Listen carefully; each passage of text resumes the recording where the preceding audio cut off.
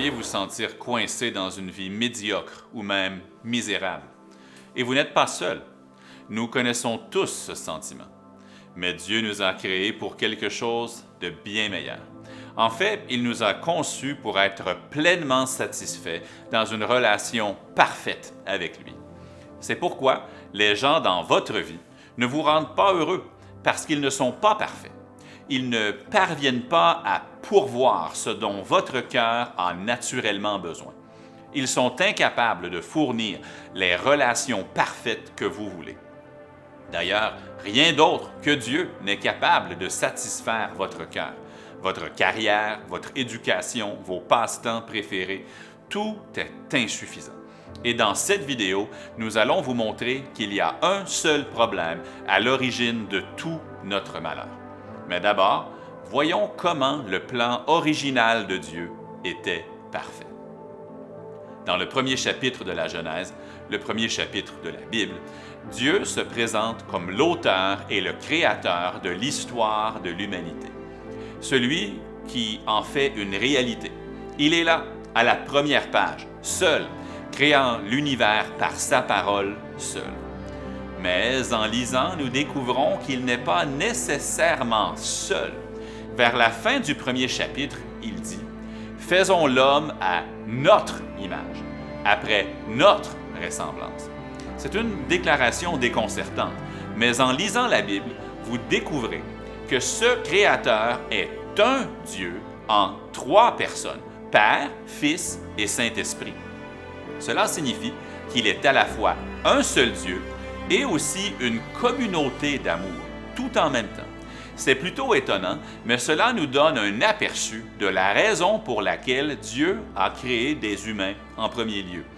Il voulait faire de nous les personnages principaux de son histoire. Alors, il nous a créés à son image. Il nous a invités dans la relation d'amour qui existait déjà en lui-même entre le Père, le Fils et le Saint-Esprit. Votre tête tourne peut-être en essayant d'y penser, mais voici ce que vous devez comprendre. Ce Dieu de relation vous a créé pour avoir une relation parfaite avec lui. Mais malheureusement, les deux premiers êtres humains, Adam et Ève, se sont rebellés contre Dieu. Et tous leurs descendants, y compris nous, ont une tendance naturelle à faire de même. Attendez, alors l'auteur de l'univers a décidé de faire de nous les personnages principaux de son histoire. Il nous a choisis au-dessus de toutes les autres créatures pour être ses enfants et pour goûter à une relation d'amour avec lui. Et nous avons décidé que nous préférerions écrire notre propre histoire. Oui, c'est exactement ce que nous avons fait. Dans le troisième chapitre de la Bible, nous avons bousillé les choses. Dieu avait dit à Adam et Ève qu'ils n'étaient pas autorisés à manger de l'arbre de la connaissance du bien et du mal.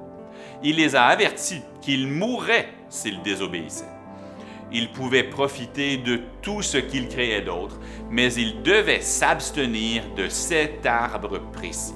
C'était une occasion pour eux d'agir comme libre arbitre et de prouver qu'ils appréciaient leur relation avec Dieu. Ils pouvaient prouver qu'ils aimaient et faisaient confiance à leur Créateur. Mais quand un serpent est venu, plus tard dans l'histoire, il deviendra connu sous le nom de Satan. Adam et Ève ont décidé de céder à la tentation de manger le fruit défendu. Les premiers humains se sont rebellés contre les termes de l'histoire de Dieu et ont décidé d'écrire leur propre script. Ils se sont volontairement plongés, eux et tous leurs enfants, y compris nous, dans le genre de mort la plus terrible, la séparation, loin du Dieu qui nous aime. Et devinez quoi? Les humains répètent encore ce terrible cycle. Dieu a écrit ses lois dans la Bible et sur la conscience humaine. Nous sommes tous nés avec un sens donné par Dieu du bien et du mal. Mais tout comme Adam et Ève, nous enfreignons tous les règles de Dieu sur la façon dont les gens doivent se comporter. Peut-être avez-vous entendu parler des 10 commandements. Dieu a donné ses règles à la nation d'Israël et leur a donné une occasion semblable à celle d'Adam et Ève. Ils pouvaient obéir à ses lois et, ce faisant, jouir de bonnes relations avec Dieu et les uns avec les autres. Ou encore, ils pourraient se rebeller et récolter les conséquences douloureuses de leur choix. Vous pouvez probablement deviner ce qui s'est passé. Comme Adam et Ève, la plupart des Israélites ont abandonné leur bonne relation avec Dieu et ont choisi d'écrire leur propre scénario. Plus de la moitié du récit biblique raconte leur triste histoire dans ce que nous appelons l'Ancien Testament. Maintenant, vous et moi ne sommes peut-être pas Israélites, mais nous avons tous brisé les 10 commandements. Et nous avons tous fait l'expérience directe de la façon dont la rébellion contre Dieu endommage nos relations. Laissez-moi vous montrer. Le premier commandement est « Tu n'auras pas d'autre Dieu devant ma face ». Notre Créateur nous dit « L'idolâtrie est mal ». Mais qu'est-ce que l'idolâtrie? Chaque fois que nous valorisons quelque chose ou quelqu'un plus que nous ne valorisons notre relation avec Dieu. Nous avons tous été coupables de cela. Nous adorons notre carrière ou l'éducation ou l'argent ou la réussite et nous ne donnons presque aucune attention à Dieu. L'idolâtrie, elle ruine notre relation avec Dieu. Qu'en est-il du 7e commandement? Tu ne commettras point d'adultère. Qu'est-ce que l'adultère? C'est lorsque vous êtes sexuellement impliqué avec quelqu'un à qui vous n'êtes pas marié. Mais cela va plus loin que cela. Jésus a dit que si un homme regarde une femme pour la convoiter, il a commis l'adultère avec elle déjà dans son cœur.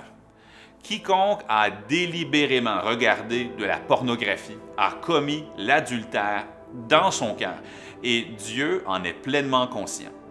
Adultère, péché sexuel de toute nature, pornographie, cela ruine les mariages, détruit des carrières et dévaste des vies. Un de plus, le 10e commandement. Tu ne convoiteras point. Qu'est-ce que cela signifie de convoiter? C'est lorsque vous êtes mécontent de ce que vous avez et que vous voulez ce que quelqu'un d'autre possède. Notre culture carbure à la convoitise. Par combien de publicités êtes-vous bombardé tous les jours en vous disant que votre vie sera incomplète jusqu'à ce que vous achetiez telle ou telle chose? Mais toute cette cupidité, ce désir d'en avoir plus, cela rend les gens si malheureux. Combien de relations ont été ruinées par l'envie d'en avoir plus? Combien de familles ont été submergées par l'endettement des consommateurs? Tout cela parce qu'elles devaient en avoir un peu plus. La convoitise, elle vole la joie des gens.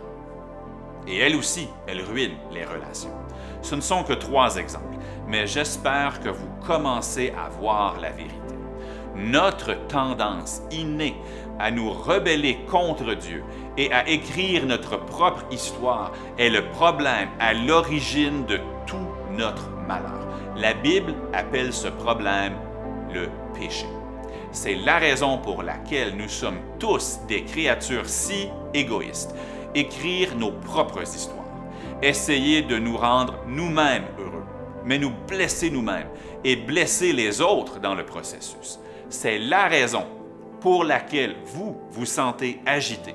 Vos tentatives d'écrire une histoire parfaite pour vous-même sont toujours insuffisantes. C'est la raison pour laquelle vous vous sentez en colère contre ceux qui ne se soucient pas du fait qu'ils ont ruiné votre histoire. En fin de compte, ce problème de péché, cette tendance à rejeter l'histoire de Dieu afin d'écrire la vôtre, est la raison pour laquelle vous vous sentez seul. Vous vous sentez comme si, pour être heureux, vous deviez vous débrouiller par vous-même. Voyez-vous la tragédie de tout cela?